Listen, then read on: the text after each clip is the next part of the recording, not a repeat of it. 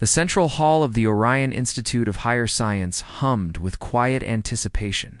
Hundreds of alien students filled the amphitheater seats, their diverse forms glowing, floating, or shifting in subtle ways as they prepared for the day's lecture. At the center of the hall, Professor Valera Thin, one of the galaxy's most respected theoretical physicists, activated the massive holographic projector. A complex structure of equations burst into existence above the stage, symbols twisted through multiple dimensions. Mathematical constants from dozens of civilizations overlapped and spiraled into a structure so complex that most students simply stared in awe. "This," Professor Then said calmly, "is the Kareth convergence paradox." The hall went silent. For more than 1,000 standard cycles, she continued, the greatest minds of the Galactic Alliance have attempted to solve this equation. It describes the interaction between faster-than-light travel, consciousness, and gravitational distortion. The equation rotated slowly. No civilization, she added, has ever found a consistent solution. Second hologram appeared beside her. It was the projection of arch-mathematician Drolvex, the Institute's senior advisor on theoretical frameworks. His luminous body shimmered as he addressed the students. Every known mathematical model fails at this point, Relvex explained, highlighting a section of the equation. When consciousness interacts with relativistic time dilation during FTL travel, the variables collapse into contradiction. He paused. 17 major civilizations have declared the paradox unsolvable.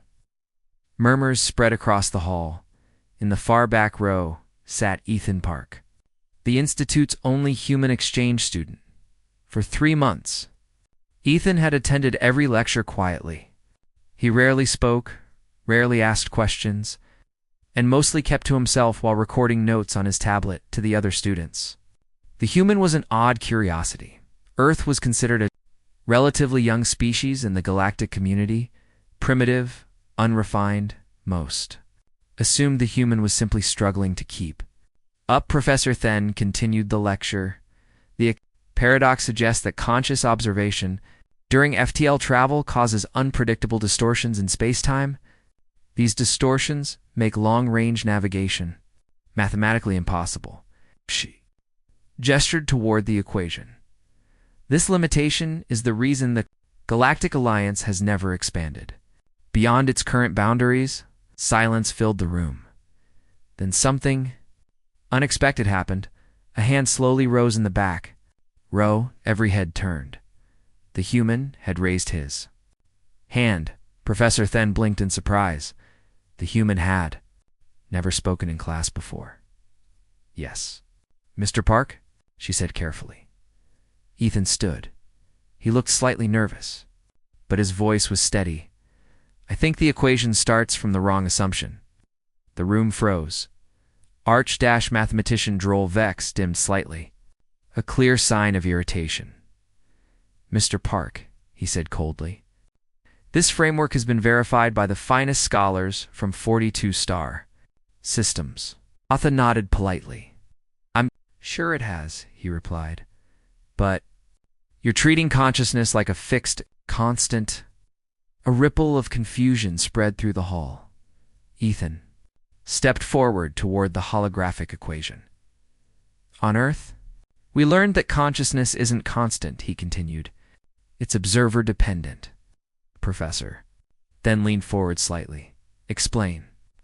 Ethan pointed at the center of the equation. "You're trying to integrate a quantum observer into a classical relativistic system," he said. "That's why it keeps breaking."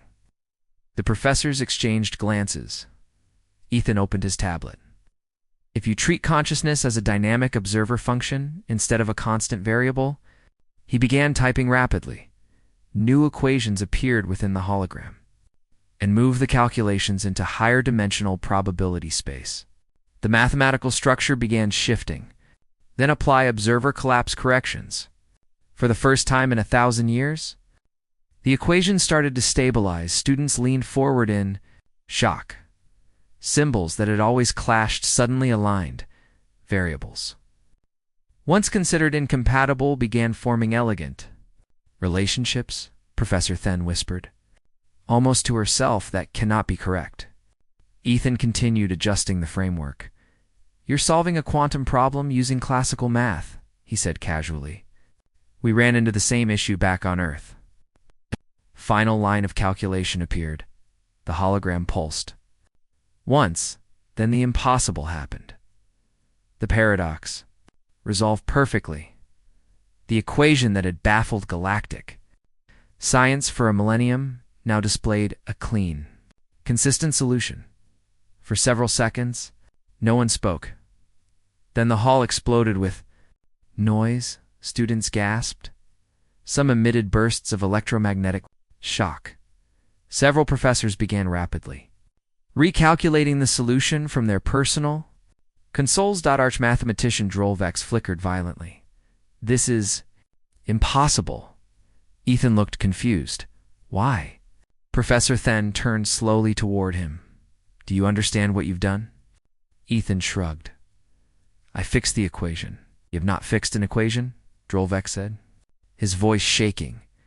You have just solved a paradox that has limited galactic expansion for 1,000 years. Ethan blinked.